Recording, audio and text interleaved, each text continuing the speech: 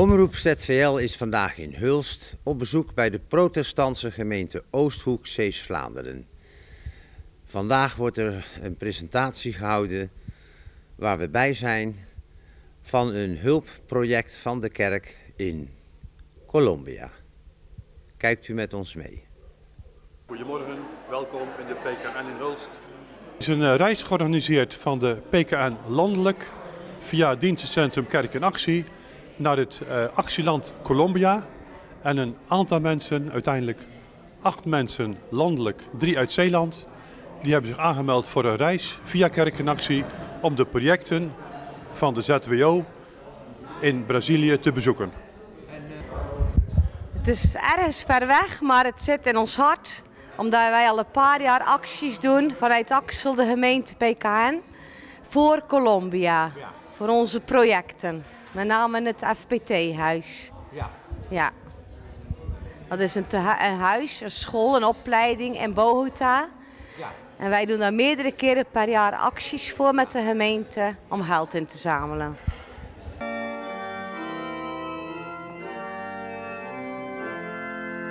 Ik kom van Zaamslag, ik woon in Goes en ik ben een van de 3 Zeeuwse deelnemers vanuit de Klasses Delta aan de reis naar Colombia.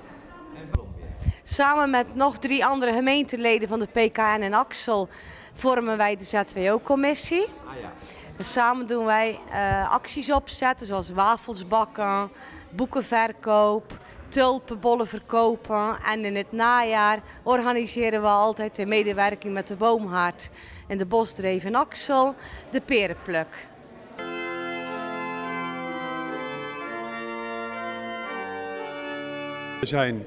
Het werk het heet ZWO, Zending en Werelddiaconaat.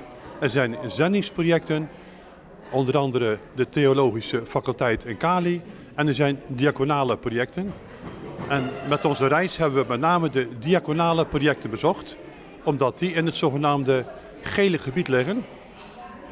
In het witte gebied liggen. En het gele gebied is te onveilig. Dus we hebben gehoord over het zendingsdeel in Cali, maar we hebben de diaconale projecten bezocht rond Bogota en in het noorden van Colombia. Dan gaan we met verschillende gemeenteleden naar de boer.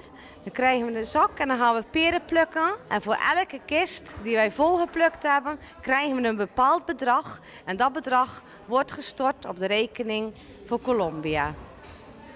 En het fijne daarvan is dat er steeds meer gemeenteleden meedoen. Ook mensen onder andere die bij pensioen zijn. Je kan zelf met elkaar lopen praten omdat het heel simpel werk is. En elk jaar zorgen we dat we meer kisten gevuld hebben. Dus meer opbrengsten voor Colombia. Boer blij.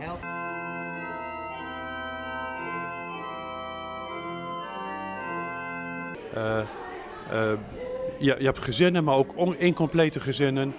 Dus het is zorg om kinderen, zorg om ouders, zorg om gezinnen en inheemse volken die achtergesteld zijn, om die te helpen richting een positie van een kind in het gezin en ook richting dat je de opvoeding beter kan, dat de school afgemaakt kan worden en richting een mogelijke baan.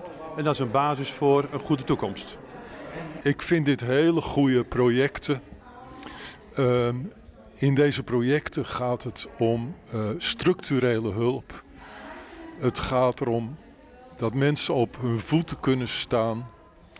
Dat ze in een gemeenschap worden opgenomen. En het gaat in deze projecten niet om liefdadigheid, wat emotionele liefdadigheid, maar het gaat om structurele gerechtigheid. Daar willen deze projecten aan bijdragen.